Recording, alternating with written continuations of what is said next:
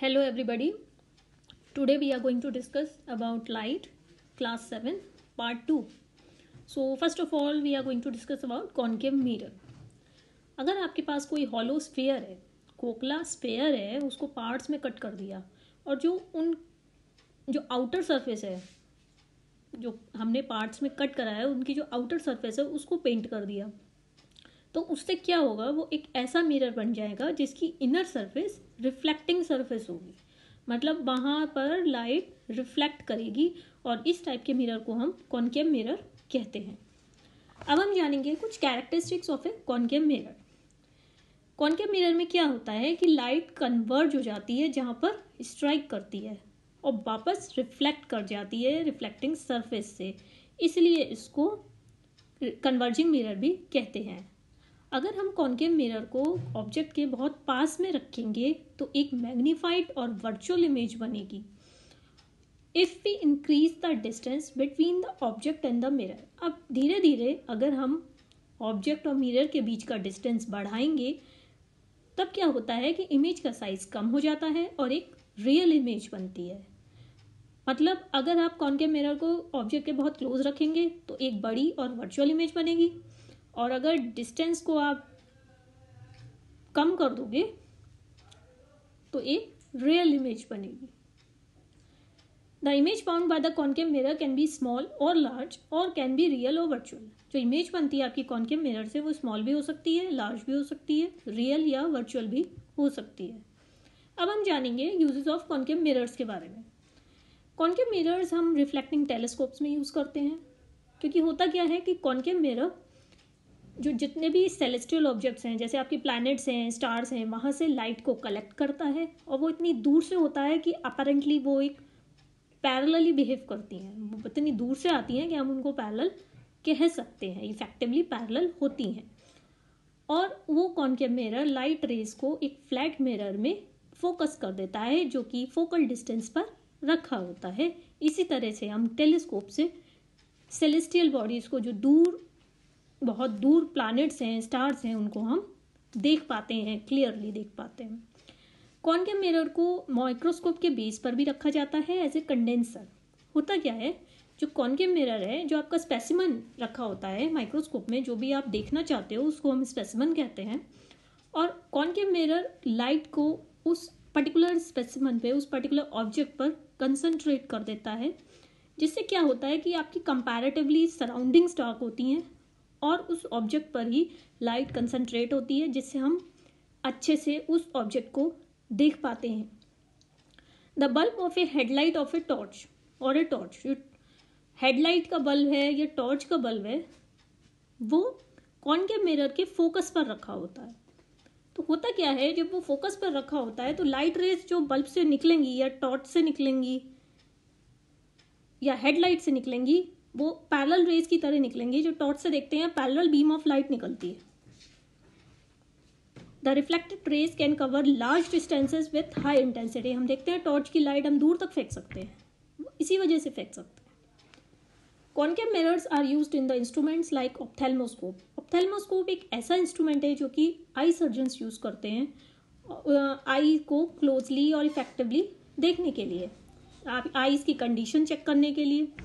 इसी तरह से ईयर्स की कंडीशन चेक करने के लिए जो ईएनटी सर्जन्स होते हैं वो ओटोस्कोप यूज़ करते हैं, ताकि जो आप एग्जामिन कर रहे हो, जो भी एरिया को एग्जामिन कर रहे हो, चाहे वो आई को देख रहे हो या ईयर को देख रहे हो, तो उसको प्रॉपरली आप क्लियरली और लाइट में देख पाएँ, उसको इल्यूमिनेट करके और अच्छे से देख पाएँ उसकी कंडीशन को और अच्छे से जान पाएँ।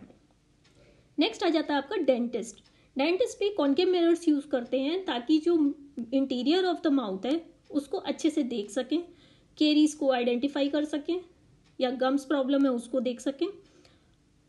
The shaving mirrors are also concave in nature. जो हम शेविंग मिरर्स देखते हैं वो भी कॉन्केव होते हैं, क्योंकि ये जो मिरर्स हैं बड़ी बड़ी इमेजेस प्रोड्यूस करते हैं, क्लियर इनलार्ज्ड इमेजेस प्रोड्यूस करते हैं। अब हम जानेंगे जो सोलर फर्नेसेस होते हैं। Sunlight is focused on using very large concave mirrors in solar furnaces. बड़े बड़े कॉन्केव मिरर्स को सोलर फर्नेसेस में यूज़ किया जाता है, क्योंकि जो सनलाइट आती है वो इतनी दूर से आती है कि वो रेस इफेक्टिवली पैरेलल होती हैं।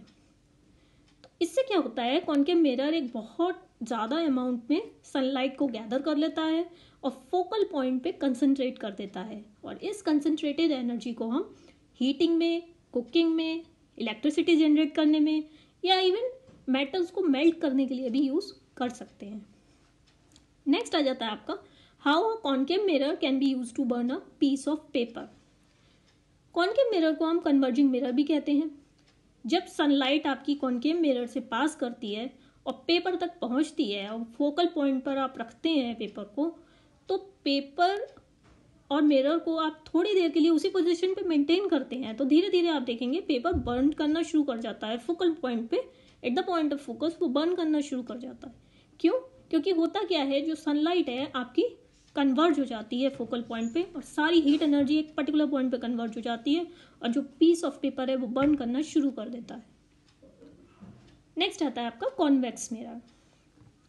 अब मान लीजिए आपका एक हॉलो स्फीयर है और उसको आपने अंदर से पेंट कर दिया और उसको कट कर दिया, तो उससे क्या होगा कि जो बाहर की सरफेस है वो रिफ्लेक्टिंग सरफेस बन जाएगी, और इस टाइप के मिरर को हम कॉन्वेक्स मिरर कहते हैं।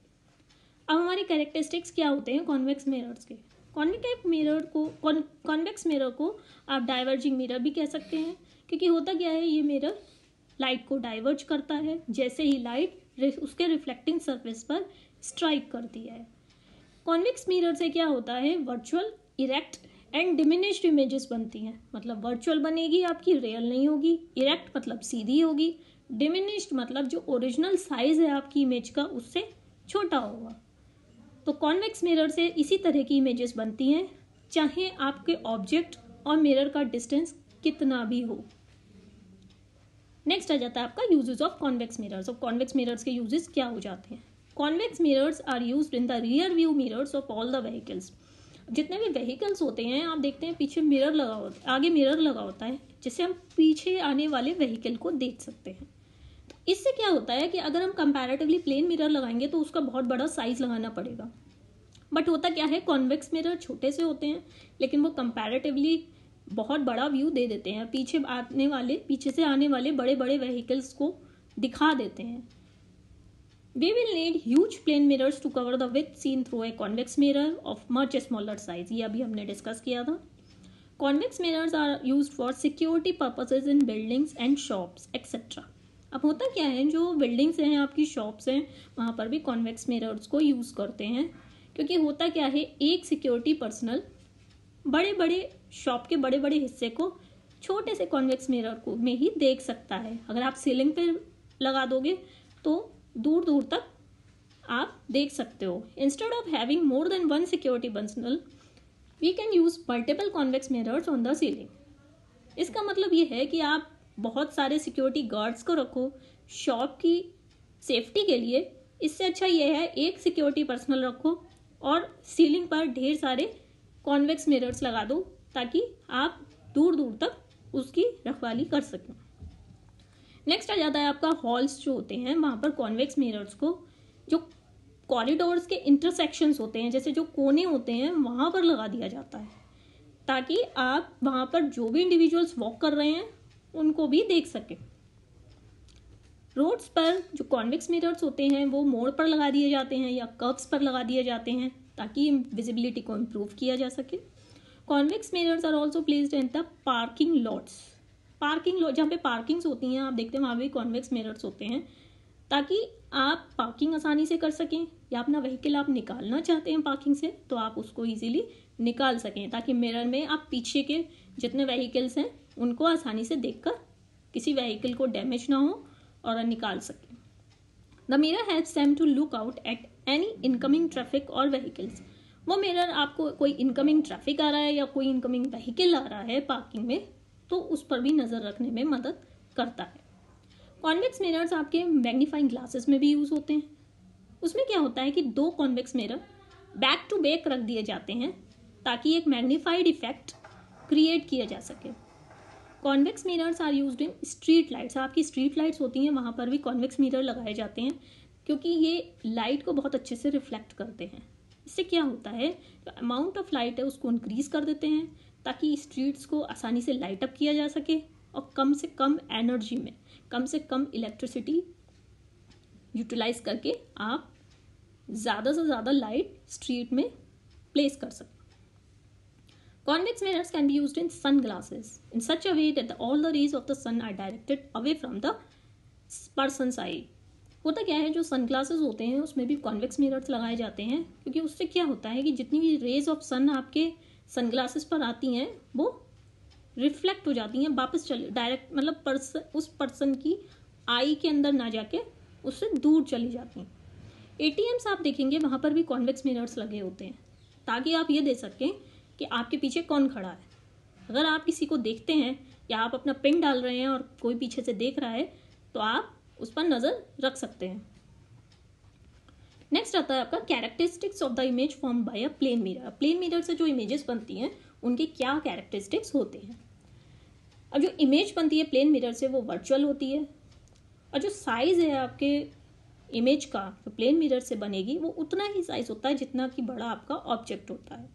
मतलब अगर आपका ऑब्जेक्ट 5 सेंटीमीटर ऊंचा है तो जो इमेज बनेगी वो भी 5 सेंटीमीटर ऊंची ही होगी।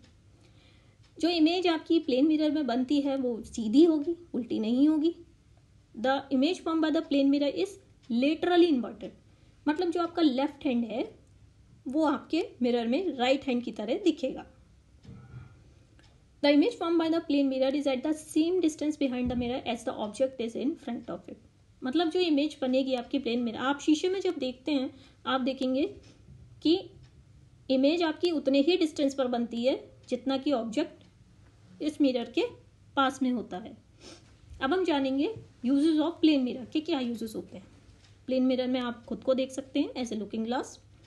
प्लेन मिरर्स को पेरिस्कोप्स में यूज़ किया जाता है जो कि सबमरीन्स में यूज़ होते हैं, जिससे क्या होता है कि जो शिप्स होते हैं सरफेस ऑफ द सी पर उनकी इमेजेस रिफ्लेक्ट करता है ताकि आप देख सकें कि ऊपर कौन सा शिप सेल कर रहा है।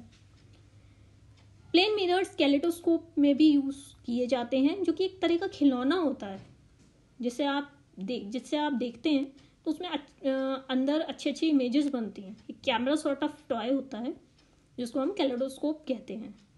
प्लेन मिरर सोलर कुकर में भी यूज़ करते हैं जो सनलाइट को रिफ्लेक्ट करता है। प्लेन मिरर्स को आप कई तरह के साइंटिफिक इंस्ट्रूमेंट्स में भी यूज़ करते हैं। अब हम जानेंगे रिफ्रैक्शन ऑफ लाइट के बारे में।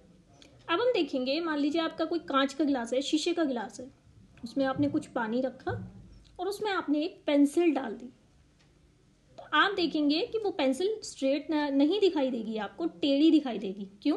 क्योंकि जो लाइट है जब एयर से वाटर के सरफेस पर एंटर करती है तो वो बेंड हो जाती है, जिसको हम रिफ्रैक्शन कहते हैं। This bending of light when it travels from one medium to another is called refraction of light. We see the image when refracted ray reaches our eye. जो रिफ्रैक्टेड रे जो हमारी आई में जाती है तब हम इमेज को देख पाते हैं। Refraction is due to change in the speed of light when it enters from one transparent medium to another. क्योंकि एयर भी एक ट्रांसपेरेंट मीडियम है और वाटर भी एक ट्रांसपेरेंट मीडियम है, तो होता क्या है, जो स्पीड ऑफ लाइट है एयर में अलग है, वाटर में अलग। तो जो change in speed of light होता है दोनों मीडियम्स में, इस प्रोसेस को हम रिफ्रैक्शन कहते हैं। अब हम जानेंगे रेनबो के बारे में। रेनबो एक मल्टी कलर्ड आर्क होती है।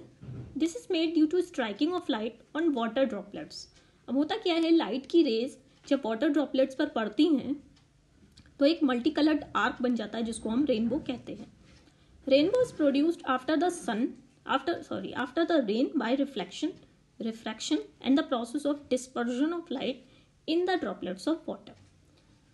होता क्या है, जब बारिश हो चुकी होती है तो जो सस्पेंडेड ड्रॉपलेट्स होती हैं हमारी एटमॉस्फेयर में, उसमें क्या होता है, रिफ्लेक्शन की प्रोसेस होती है, रिफ्रैक्शन की प्रोसेस होगी और डिस्पर्जन ऑफ लाइट की प्रोसेस होगी। इन सारे इवेंट्स मिलके एक लाइट स्पेक्ट्रम स्काई में बना देते हैं जिसको हम रेनबो कहते हैं। The necessary conditions for the formation of rainbow are the presence of rain drops. अब जो चीज़ें ज़रूरी हैं रेनबो के फॉर्मेशन के लिए वो आपकी रेन ड्रॉप्स होनी चाहिए और सन उसके पीछे होना चाहिए ताकि आप रेनबो को देख सकें। Because of the process of dispersion, white light separates into colors when entering the raindrop। अब होता क्या है, जो एटमॉस्फेयर में ड्रॉप्स होती हैं, रेन ड्रॉप्स होती हैं, तो जो वाइट लाइट, जो सनलाइट आपकी रेन ड्रॉप्स में एंटर करती है, वो डिफरेंट कलर्स में डिवाइड हो जाती है और इस प्रोसेस को हम डिस्पर्जन ऑफ लाइट कहते हैं. The most common type of rainbow is produced when sunlight strikes rain drops in front of A viewer at about 42 degrees. होता क्या है, जो सबसे कॉमन रेनबो होता है वो तब प्रोड्यूस होता है जब सनलाइट रेन ड्रॉप्स पर स्ट्राइक करती है लगभग 42 डिग्रीज पर. Rainbows can also be viewed around fog और वाटरफॉल्स. अब आप क्या देखेंगे कि अगर फॉग है या वाटरफॉल है तो उसके आसपास भी आप रेनबोज को देख सकते हैं, क्योंकि जो वाटर ड्रॉपलेट्स जो होती हैं वो आपके एटमॉस्फेयर में सस्पेंड हो जाती हैं उस एरिया के आसपास. रेनबो एक ऑप्टिकल इल्यूजन है, ये एक्चुअली एग्जिस्ट नहीं करता, बट एक फिनोमेना होता है रिफ्लेक्शन एंड डिस्पर्शन. इस प्रोसेस के थ्रू हम उसे देख पाते हैं. The appearance of a rainbow depends on where you are standing and where the sun is shining. Obviously rainbow हम तभी देख पाएंगे, डिपेंड करता है हम कहाँ खड़े हैं और कहाँ से सन शाइन कर रहा है. और हमारी पोजीशन पर भी डिपेंड करता है और सन की पोजीशन पर भी डिपेंड करता है.